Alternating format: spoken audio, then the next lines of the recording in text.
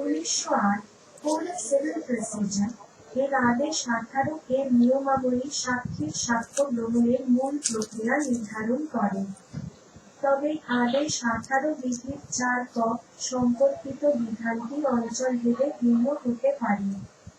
উদাহরণস্বরূপ, ভারতে সাক্ষীর সাক্ষ্য সরাসরি প্রকাশ্য আদালতে গ্রহণের জন্য 18(4) ক ধারা ব্যবহৃত হয়।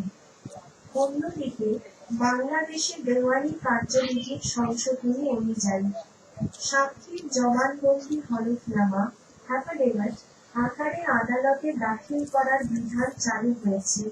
সাধারণত দেওয়ানি কার্যবিধি অনুযায়ী জবানবন্দি গ্রহণের যে পদ্ধতিগুলো অনুসরণ করা হয় তা নিচে ধাপে ধাপে দেওয়া হলো। 1. হলফনামা আকারে জবানবন্দি এক্সামিনেশন ইন, যে পক্ষ কোনো সাক্ষীকে আদালতে উপস্থাপন করবেন সেই সাক্ষীর সাক্ষ্য বা মূল জবানবন্দি লিখিতভাবে হলফনামা আকারে প্রস্তুত করতে হবে, সাক্ষীকে দিয়ে হলফনামায় স্বাক্ষর করাতে হবে এবং তা নোটারি পাবলিক বা আদালতের নির্দিষ্ট কর্মকর্তার সামনে সত্যায়িত ওথ অ্যাফার্মেশন হতে হবে। এই হলফনামার কপি আদালত কর্তৃক নির্ধারিত সময়ে বা কেস ম্যানেজমেন্ট শুনানির সময়ে প্রতিপক্ষের আইনজীবীকে সরবরাহ করতে হবে। 2. জেরাকরণ, ক্রস এক্সামিনেশন এবং পুনর্জিজ্ঞাসাবাদ হলফনামা আকারে জবানবন্দি দাখিল হওয়ার পর সাক্ষীকে প্রতিপক্ষের আইনজীবীর জেরার মুখোমুখি হতে হবে।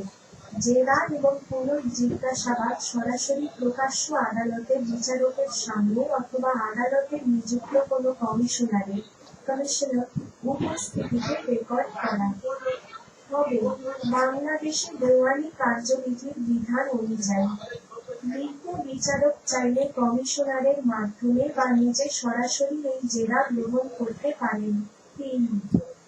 আদালতে সরাসরি সাক্ষ্য গ্রহণ ওপেন কোর্ট ক্ষেত্রবিশেষে, যেমন আদালতের নির্দেশে বা আইন অনুযায়ী জবানবন্দির হলফনামায় না নিয়ে যদি সরাসরি আদালতে নেওয়ার প্রয়োজন হয় তবে বিচারকের উপস্থিতিতে প্রশ্নোত্তরের মাধ্যমে তা রেকর্ড করা হয়ে থাকে।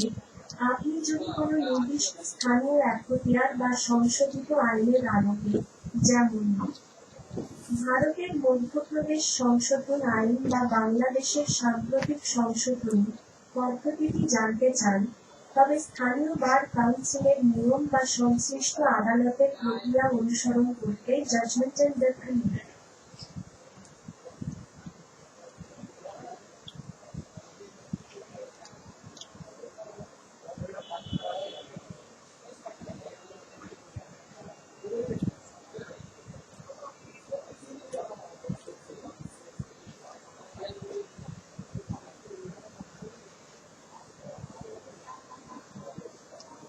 দেওয়ানি কার্যবিধি 1908 এর আদেশ 18 বিধি 4(1) ক অনুসারে সাক্ষীর জবানবন্দি হলফনামার মাধ্যমে গ্রহণ করা হয়।